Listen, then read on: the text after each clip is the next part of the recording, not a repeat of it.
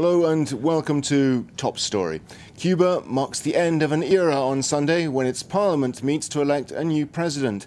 This follows the announcement by Fidel Castro on Tuesday that he would not accept another term in office. It will be the first time in 49 years that Cuba has been ruled by anyone other than Fidel Castro. His decision to stand down follows a complicated stomach operation in July 2006 that left Castro so debilitated he's not been seen in public since. In his absence, his duties have been performed by his younger brother, the 76-year-old Raúl Castro. He's now favourite to take over as Fidel's successor. Other potential candidates include the Vice President, Carlos Davila, who's just 56. Both men have advocated liberal economic reforms as a means to kick-start the struggling Cuban economy. What chance, though, reform of the political system bequeathed to Cuba by one of the great charismatic leaders of the 20th century? Well, joining me now to answer that and other questions on the future of Cuba is Eduardo Quay, a specialist on Latin America and a correspondent with US News and World Report. Thanks very much, Eduardo, for being with us on Top Story. Hello. The National Assembly of Cuba meets on Sunday to decide who's going to take over from Fidel Castro. What sort of an organization, though, is the National Assembly itself? Is this the old guard of the Communist Party? What sort of body is this? Well, what is going to happen on Sunday is you're going to have a reduced body, I believe, of 31 people that form. It's not the National Assembly itself.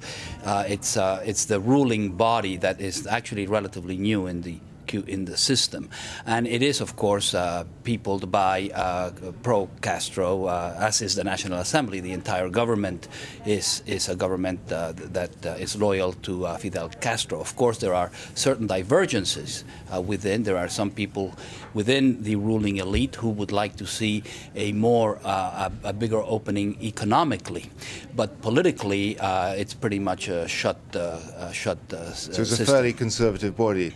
Any surprises likely? I mean, Raúl's been doing the job for the last 19 months. He's got to be the favourite, I suppose.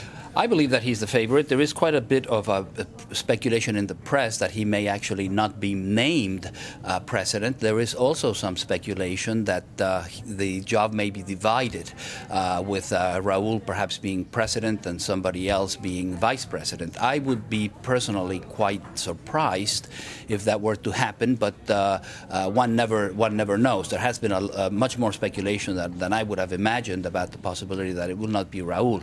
But whether he's named or not, I think there is general agreement that he will in fact have the real power behind the scenes, along with his brother Fidel. Fidel is still on the scene. We seem to have been speaking since yesterday as if Fidel Castro were dead, but he's not. It's an interesting question, yeah, because I mean, he, as you say, he's still going to be there, you know, in the background. He's still going to be writing his column in the Granma newspaper, the Communist Party newspaper. So people will be looking over their shoulders, saying, "Well, what's Fidel thinking about this?" Presumably. Well, I think he's definitely a presence now. His state of health obviously is very poor. Where he is of things, nobody really knows. But as long as he is physically there, I think he will have some sort of an influence. And it should be pointed out that there have been divergencies. There have been differences of opinion between him and his brother Raúl in the past, particularly on economic issues. Raúl, much more pragmatic, has introduced a series of reforms, wants to have a dialogue with the Cuban people about what is not working with the Cuban economy. Now, how far will he be able to go? Who knows? Is Castro's presence actually going to help economic reform because Raúl can say, well, my brother Fidel supports it, or is it going to hinder it because he will not support them, as has been the case in the past? What do we know about Raúl as a person? You say he's pragmatic. He's pragmatic. He has been defense minister for 49 years. He has control of the military, very important, obviously. He has control of the secret services. He has control also, or up until now, has had control of the Communist Party. So he has been a key figure behind the scenes for the last 5 decades. He doesn't sound like a man who'd be very keen on political reform. Well, I don't think anybody in the Cuban hierarchy is keen on political reform, and I think that to hope that there will be a democratic opening at this point is really to be dreaming quite a bit. In fact, I'm looking at my notes because one of the major human rights dissidents, Elisaro Sanchez, said yesterday that he has absolutely no hope for any kind of political dialogue or political opening, and I think that that will not come until the Castro period is over, and that will not happen until Raúl also is no longer on the scene. But the loss or the removal, even if he stays on in the background of Fidel Castro, will weaken, I imagine, the grip of the Communist Party in Cuba.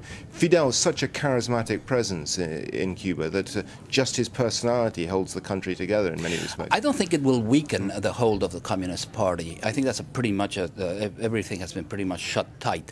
What could happen, however, is that without Fidel's charismatic personality, unless the economy improves, unless people see that they're improving in their daily lives, then you could have problems, and you could have disturbances. That could happen because there won't be that charismatic figure that has held all of this together up until now. Is there a possibility of a surprise on Sunday, that it could be somebody other than Raúl Castro? There are a few other people in the wings, there's I think there's a possibility. It could be the President of the National Assembly, Ricardo Alarcón. It could be the Vice President, as you say, Laje. It could even be the Foreign Minister, Felipe Pérez Roque, who is only 41, born after the revolution, but actually is a much more dogmatic than very Raúl pro-Fidel, isn't it? Very pro-Fidel, dogmatic communist. But if Laje were to get it, will we see economic reform, do you think, pushed forward at a faster pace? I think the chances of economic reform is pretty good. Maybe not radical, but certainly some measures, no matter who comes out of this on Sunday. I think that Cuba will have to make some really very badly needed reforms. And there we're going to have to end it, I'm afraid. That's all we have time for today. Thanks to our guest, Eduardo Quay of US News and World Report. Join us again tomorrow for another edition of Top Story. Goodbye.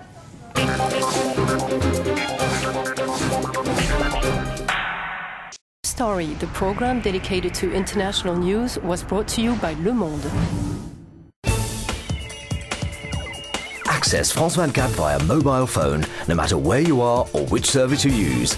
France 24's innovative offer allows you to follow the news on your phone with audio and video feeds.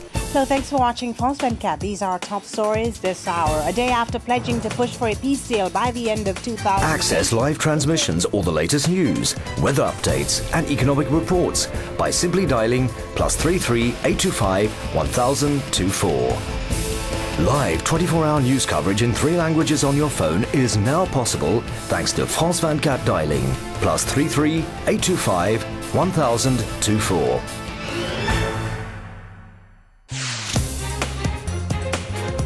This week on The Talk of Paris, Ulysses Gosses's guest is Jean Ping, the new head of the African Union. Chad, Darfur, what are the strategies to resolve conflicts in Africa? Is a dialogue in Sudan possible? Can the African Union be reformed? Join us on Friday, February 22nd, 7:10 p.m. Paris time on France 24. Every week, France 24 invites you backstage into the fascinating world of fashion. Discover the latest trends, controversies and big business of this booming industry. Take a front row seat at the collection and discover all the hotter dresses. Tune into fashion every Thursday at 6:50 p.m. Paris time on France 24.